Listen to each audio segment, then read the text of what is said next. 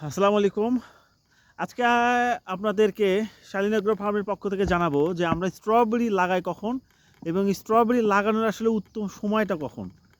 তো এই বিষয়টা অনেকে গুলায় ফেলে। অনেকে চিন্তা করে শুধু আগাম লাগানোর চিন্তা করে বেশি টাকা দিয়ে চারাও কেনে। তো আসলে হয়তো আগামের কারণে চারার দাম একটু বেশি থাকে, সেটা ঠিক আছে। কিন্তু চারাটা আসলে কখন লাগাইতে হয়, কোন সময়ে লাগাইলে গাছটা সঠিকভাবে বেড়ে ওঠে এবং ওর যে স্বাভাবিক তাপমাত্রা, সেই তাপমাত্রায় সে স্বাভাবিকভাবে শিকড় করতে পারে, এই বিষয়টা খেয়াল রাখে যদি কেউ চারা রোপণ করে তাহলে সে চারার শুরুতেই কিন্তু চারার মর্টালিটিটা কমে যাবে। দেখেন আমাদের এখানে প্রায় 1.5 একর জায়গা, প্লাস মাইনাস হবে আর কি। তো এখানে আমাদের যে স্ট্রবেরি চারা উৎপাদন করার জন্য আমরা মাদার প্ল্যান্ট যে লাগাইছিলাম, সেই মাদার প্ল্যান্ট কিন্তু সবগুলোই সুস্থ সবল। কারণটা হচ্ছে যে এখানে লাগানোর যে নিয়মটা, সেই নিয়ম অনুযায়ী ফলো করে কিন্তু আমরা চারাগুলো লাগাইছি। আমরা যদি আপনাদেরকে এই ভিডিওটা শুরুতে একটু দেখাই, দেখেন সরি আসলে এই পাশে দেখেন আমাদের চারাগুলো সুস্থ সবল, রোগ বালাই মুক্ত এবং কোনো গাছের এখানে প্রত্যেকটা একটা লাইনে আমরা যে কটা গাছ লাগাইছি প্রত্যেকটা গাছই কিন্তু সুস্থ সবল হয়েছে, অর্থাৎ বেঁচে রয়েছে, মারা যায়নি।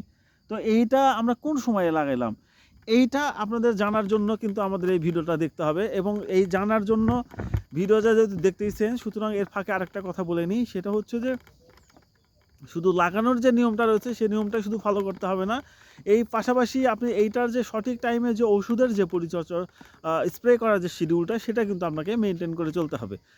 তো এই দুইটা কাজ আপনি যখন মেনটেন করে চলবেন তখন আপনার গাছগুলো সুস্থ সবল থাকবে এবং মারা যাওয়ার সম্ভাবনাটা একেবারে নিতান্তই কম হবে।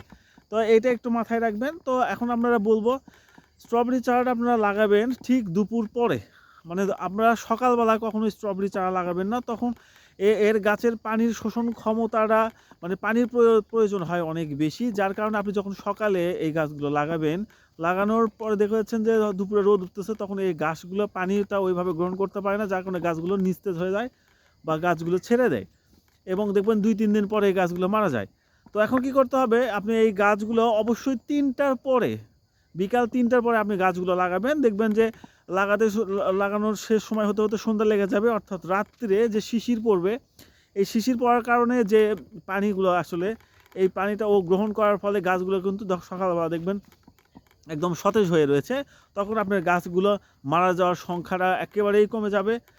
দেখা যাচ্ছে যে পরের দিনে আপনি যখন যে ছত্রাকনাশকটা ব্যবহার করবেন, সেই ছত্রাকনাশকের কারণে দেখবেন যে আপনার গাছগুলো আরও সুস্থ সবল থাকবে। তো আমরা যে বিষয়টা জানাতে চেষ্টা করলাম সেটা হচ্ছে আপনাকে গাছ লাগাতে হবে অবশ্যই বিকেলবেলা। মানে আপনি কখনোই সকালে আসলে গাছগুলো লাগানোর চেষ্টা করবেন না। সেই ক্ষেত্রে আপনার গাছের 90% গাছ আপনার ভালো থাকবে।